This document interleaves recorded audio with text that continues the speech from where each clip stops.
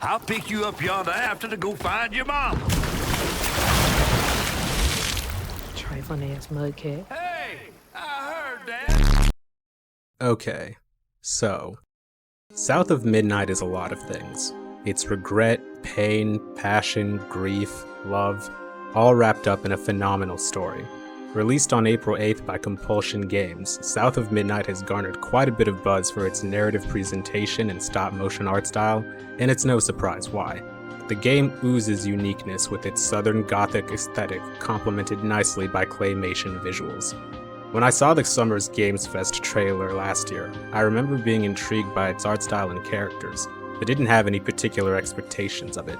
The world seemed lively and full of personality, but the gameplay seemed simple and clear-cut, coming off to me as a what you see is what you get kind of game, where upon release people would either love it or hate it, with very little in between.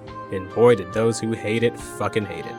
I told you everything that was going to happen. I told you this game was going to fail. I told you that the industry was going to shield for it. So Hazel chases after her, and in the process of doing so, falls into the river, awakening her black girl magic. And now the latest SBI-infected game, South of Midnight, is completely flopping on Steam because it failed to hit 1,500 concurrent players on release day, and it is already tanking on the Steam charts. I'm not very familiar with Compulsion Games. Prior to making this video, I hadn't heard of Contrast, and while I didn't play We Happy Few, I remember hearing a lot of mixed reception about it at launch, with people loving the concept and ideas it presented but despising the buggy mess it apparently was at launch. I really had no point of reference for this game. The last time I played anything with a southern tone was maybe Mafia 3, which isn't quite comparable to what South of Midnight offers. I certainly didn't expect this game to be so focused and story-driven.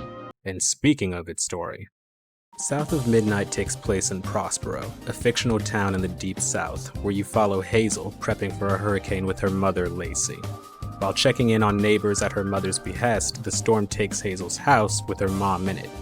Following her failure to rescue her mother from the currents, Hazel seeks out her grandmother, Bunny Flood, for help, an idea her mom shot down earlier, and it's not difficult to see why the woman may as well have evil tatted on her forehead. Mind your tone, please. Spending the night at her grandma's house, Hazel discovers she's a weaver, someone who can see the grand tapestry's strands, a universal fabric connecting all of reality together, and providing her with some pretty neat skills.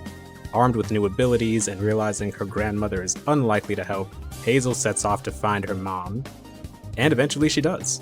But Hazel's journey is an intricately wrapped bow on top of her destination. In her mission to find her mother, she comes across people whose sorrows relate to the boils and branches seen everywhere. Apparently, when the grand tapestry is damaged via intense emotional pain, these boils, referred to as stigma, start to grow, and Hazel, being a weaver, has the means to reverse the damage.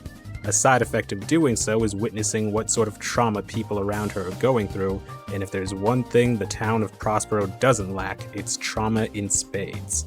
Everyone here is fighting demons, either figuratively, literally, or both. After finishing a combat encounter, you'll come across a knot, and untangling it typically results in an explanation for why things are the way they are.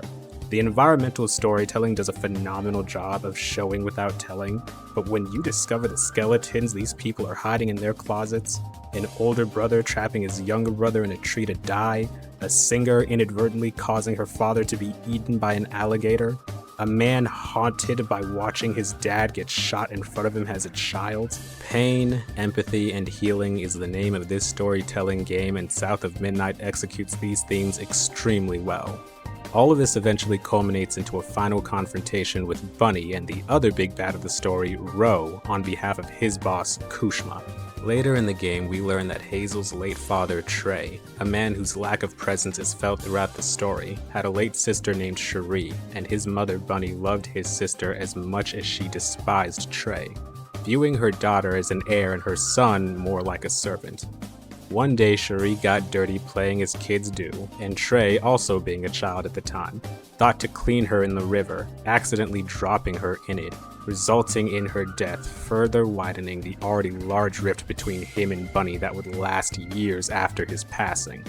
Since then, Bunny spent most of her time learning about, as well as tampering with the tapestry and knots, hoping to find a way to bring her daughter back, and paints a target on Huggin' Molly. Early in the game, we discover that Hazel's mom is still alive, and before the hurricane could claim her, she was kidnapped by Molly, a mythical monster known only by reputation. Apparently, Molly was behind the kidnapping of many kids even before the events of the game, and Bunny convinces Hazel that Molly likely took her mom as bait to lure Hazel into her lair. When she gets there, seeing her mom wrapped in Molly's signature strings drives Hazel into a frenzy, beating the spider lady within an inch of her life, only to discover that Molly and her mom were working together. Lacey is a social worker, and as art imitates life, the system set up for orphans to get better lives is doing fuck all to help them. Lacey always felt that for all her efforts, it wasn't enough to ease the suffering of the kids she looked after, so she sought out Huggin' Molly for help, and that's exactly what she did. Kids who seemed unwanted, she'd take and pretty much raise them. Made them toys, fed them food, tended to their wounds, the last of which she was doing to Lacey, but by the time Hazel learns this, her grandma takes advantage of an injured Molly, cutting out her heart and throwing Hazel off a cliff. Enter Ro, right-hand man of Kushma the Dream Eater. Looking to add more people to his realm so his boss has new dreams to feed off of, Ro decides to assist Hazel, believing their interests align, and in exchange for helping locate her mother, Ro has Hazel give Bunny Cherie's brush, a means to convince her to spend the rest of her days in Kushma's realm, a proposal she accepts, settling for the perfect illusion of her daughter after proving incapable of bringing her back to life with Molly's heart. And that's pretty much the story. Look, if it wasn't clear, South of Midnight really wants you to care about its narrative. There is so much character in the characters, both main and side, so much going on in its story, so much to comprehend in its setting that I kinda struggled picking what to cover and what to skim through. The game isn't bloated, it took me 14 hours to beat because it does a pretty good job of adding layers to an otherwise fairly linear experience. There's always a reason for why you go from point A to point B, and each level took about an hour to clear, so none of them felt like they overstayed their welcome and the pace of the story was always smooth. But the thing is, you have to care about its story.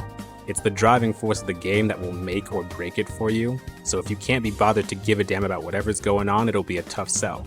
But I was so blown away by South of Midnight's style, it compelled me to see it through.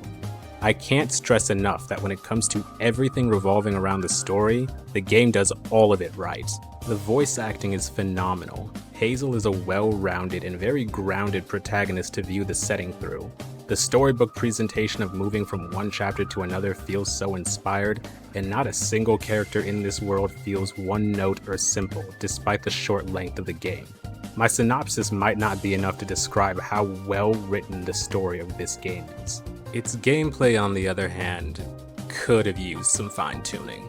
Traversal and exploration is fine. Over the course of the game, you get skills that will make exploring Prospero a more interactive experience.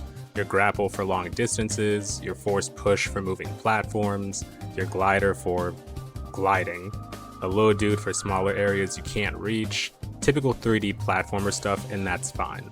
But combat could have been tightened up a bit more. My big thing is the dodge mechanic. When enemies are about to attack you, a perfect dodge will result in a shockwave damaging them, but the timing isn't very clear. I figured perfect dodge meant evading just a moment before you're attacked, but I've found that dodging prematurely more often triggers this and I don't get why. On a few occasions I found myself dodging earlier than I was supposed to and getting punished for it, and the learning curve for this felt weirder than I think the devs intended. There's enough enemy variety and skills that combat feels engaging enough, if somewhat repetitive, and I think the game does a decent job of balancing the amount of enemies you fight to the skills you have, but the boss fights do feel formulaic. Beat up the boss for a moment, then ring this bell, throw shit at the boss, then attack their weak spot for a few seconds. Not horrendous or offensive, but it does feel like charted territory. So why did this game get so much shit? Well, there are a few reasons.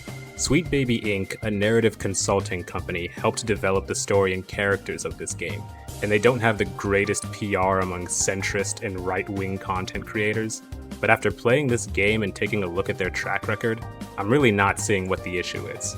Also, there wasn't a whole lot of marketing for this game either, and it dropped on Xbox Game Pass at launch, so a lot of people saw it as a sign that the game wasn't great. Please don't buy into this hate train. The Steam charts and Metacritic reviews are pretty accurate to the South of Midnight experience. Could combat have been better? Sure. Is it a dumpster fire of a title that these weirdos would have you believe? Not by a long shot. South of Midnight deserved better than it got, and if it can be helped, I'd like to see Compulsion Games take another crack at this IP.